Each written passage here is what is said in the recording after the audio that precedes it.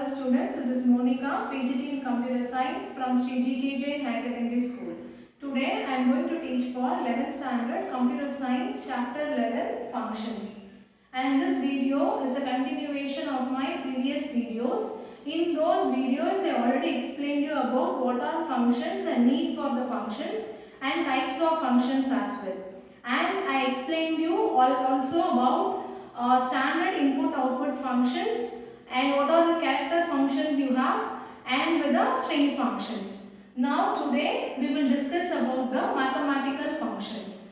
Mathematical functions are defined in a math.h header file. So whatever mathematical calculations you are going to do under the C++ program, if you are going to use any of the mathematical function, the first and foremost step is that you have to include the header file math.h in your program. And you have in your syllabus 4 basic functions are given. The first one is cos function, second one sqrt, square root function, third one is sine function, and fourth one is POW, power function. So we will see one by one in this video. Coming to the first function, cos function.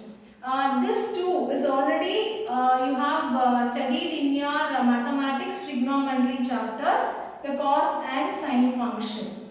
Coming to the cos function, it takes a single argument in radius. So whatever the input you are giving to your program, this cos function will take a single argument. Radians in the sense the angle value. Generally you will have sine and cos function have a period of 2 pi radians, that is a circle or a circular path. So that is considered as a single argument in radius. And the return value, whatever values are getting in the output will lies in the range between -1 to +1. It will not less than -1 and it will not exceed the +1 also. So whatever the output value lies between the range of -1 to +1. The return value will be either in float, double or long double. This is based on your bytes value, that is 4 bytes or 8 bytes. So based on the byte value, either your return value will be in float, double or long double. So this is the definition for your cos function. Coming to the example. This is the example for the cos function, and these two are the header files. As I told you already, for using any of the mathematical functions, first you have to include math.h header file. So coming to the int main function, double x is equal to 0.5 and result. So you are initializing and declaring one value 0.5 under a variable x. It is defined under double data type. And result is equal to cos of x. So whatever the value you are giving here for the x will be substituted here, cos of 0.5. See out cos. So whatever here inside the double quotes will be printed as such, but inside here you will have x. So instead of x you will have the 0.5 in your output console. So in the place of x it is replaced by 0.5 and result denotes the cos function. So whatever the output value you got from the cos of 0.5 will indicate the result here in your output console. Here we already mentioned the value for your variable x, or otherwise you can write one more example. You can get the input from the user in the runtime itself, and you will get an input statement, like you have to give one cin statement, you have to give one cout statement like enter any value for x, so that the user will enter one value. You can get that value by using cin, and you can declare the output also. So you can write in either way. Here we already defined the value in the program itself mandatorily. Otherwise you can also get the value on the runtime of your program. Like directly you can get your input from the user. So based on the input, the output will be calculated by using this cost function. Now coming to the square root function. You already know what the square root is all about. It will return the square root of the given value of your argument. Takes a single non-negative argument. This is very important. Non-negative argument. If you are giving any negative value as an argument, then this square root function will give you a domain error. It will not accept any negative values. You have to give a single argument with a non-negative value. So the example for this square root is here. Same way you have to mention the header files. Double x is equal to 625. I told you already, you can use directly by giving the value initializing in your program, or you can get through the runtime of the program. And result. Result is equal to square root of x. So square root of 625. Square root of 625 is 25. That will be denoted here under result, because result is equal to square root of x. So see out square root of, instead of x you will get the value with the bracket equal to and the result number. After calculating, after using all your mathematical functions, whatever result you are getting in your program, that result will be displayed in your output console. This is an example for your square root function. Now coming to the third function, mathematical function, is your sine function. I told you already, both are very similar. All the definitions and examples also very similar. It takes a single argument in radius. As I told you already, you will have to give only one argument as an input value, and the return value will be in the range of -1 to +1. Return value will be either in float, double or long double. So same definition as I told you. The example of the sine function, I will explain the power function also. The example is a combined example that contains both of these functions, sine and power together. To the power function. Power function returns base raised to the power of the exponent. It usually takes two arguments. One is base and one is exponent.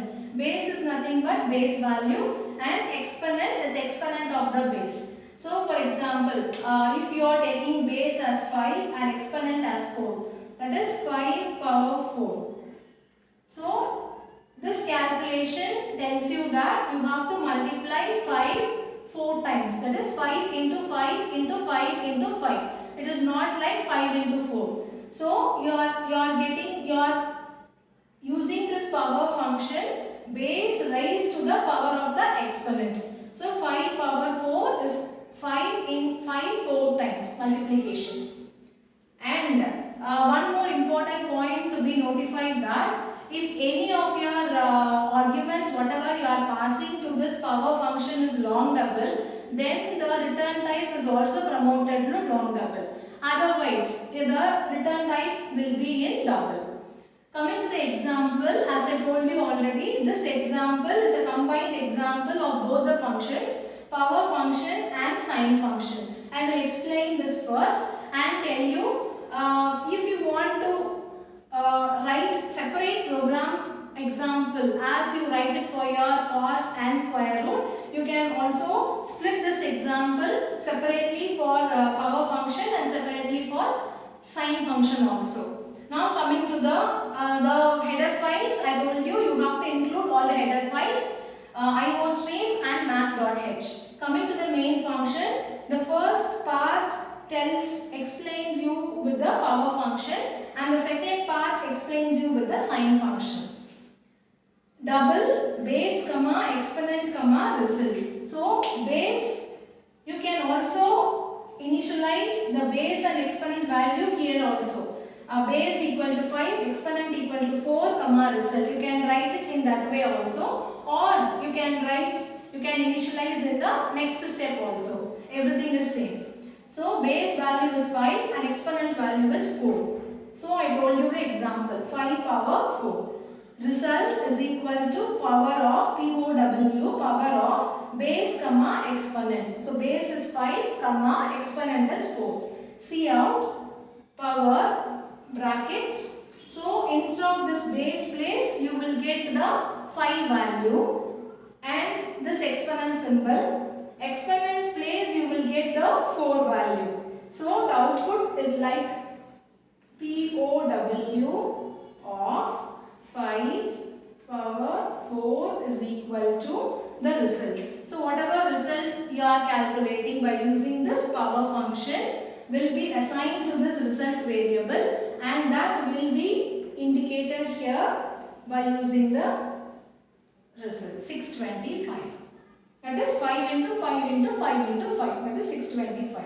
Now coming to the second part of your program, double x is equal to 25.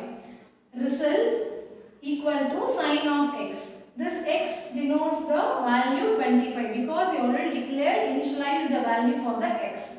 See out, same way, sign of 25 is equal to, this tells you your result and return 0. The same program you can write it as such, explaining of both the functions. Otherwise, I want to give a separate function for the sign and separate function for the power function.